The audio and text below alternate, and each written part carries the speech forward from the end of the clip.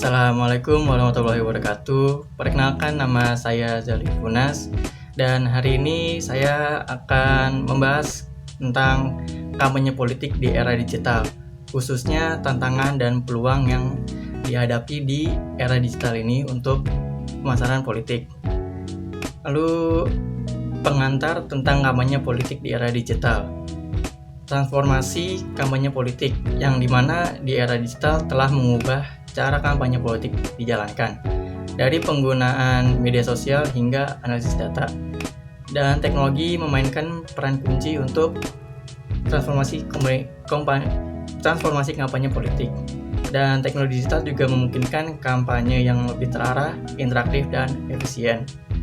Selanjutnya, tantangan dalam kampanye politik digital, yang dimana paling banyak ditemukan adalah hoax yang dapat merusak reputasi kandidat dan mempengaruhi opini publik secara negatif. Hoax di sini tuh lebih sering dalam bentuk video atau berita-berita yang salah gitu. Dalam arti sudah diubah atau hanya potongan-potongan klip saja dari video, entah itu video yang sebelumnya pernah ada atau suaranya diubah karena sekarang ada penggunaan AI yang bisa mengubah suara orang. Dan itu sangat buruk karena bisa merusak reputasi dari para kandidat-kandidat yang akan maju untuk politik. Lalu selanjutnya adalah regulasi yang berubah. Peraturan mengenai iklan politik digital dan privasi terus berubah dan kampanye harus selalu mematuhi peraturan ini. Yang dimana untuk membuat suatu iklan akan terasa lebih susah karena banyaknya peraturan yang diubah agar tidak menyalahgunakan peraturan-peraturan yang sebelumnya sudah ada. Lalu selanjutnya itu ada peluang dalam kampanye politik digital, yang dimana ada salah satu peluang yang sering digunakan itu adalah interaksi langsung dengan pemilih, yang dimana penggunaan media sosial itu dapat memungkinkan interaksi langsung antara kandidat dan juga pemilih, yang dimana dapat membangun hubungan yang lebih dekat dan meningkatkan kepercayaan.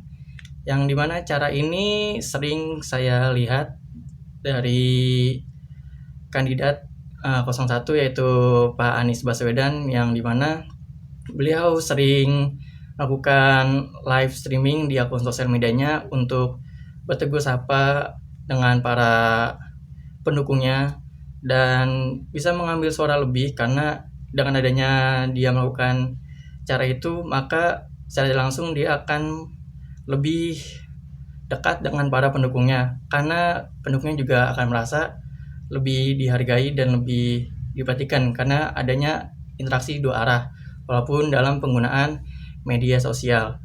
Lalu kedua itu peluangnya lebih efisiensi biaya, yang dimana kampanye digital itu sering kali lebih murah dibandingkan kampanye tradisional seperti di iklan TV atau cetak.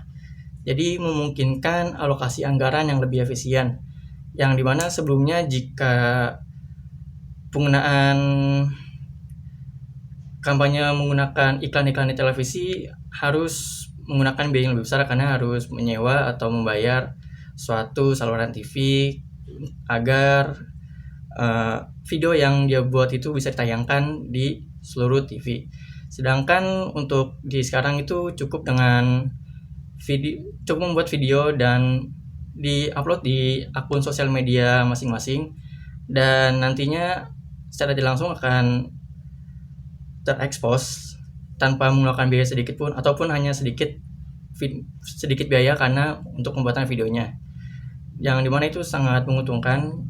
Dan selebihnya lagi duitnya bisa digunakan untuk hal yang lebih baik lagi. Dan kesimpulannya adalah di era digital itu bisa membawa tantangan dan peluang yang unik untuk kampanye politik ya. Selalu juga untuk mengatasi tantangan seperti hoax, lalu juga peluangnya untuk dalam personalisasi pesan dan interaksi langsung juga adalah kunci keberhasilan dalam kampanye modern. Yang dimana di sini tuh peluang dan tantangannya itu sudah berbeda ya dari yang dulu, yang dimana tantangan dan peluangnya sekarang itu lebih unik gitu.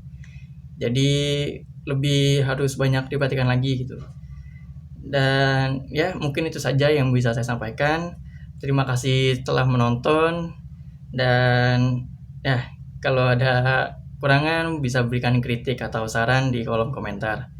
Jadi sekian, terima kasih. Assalamualaikum warahmatullahi wabarakatuh.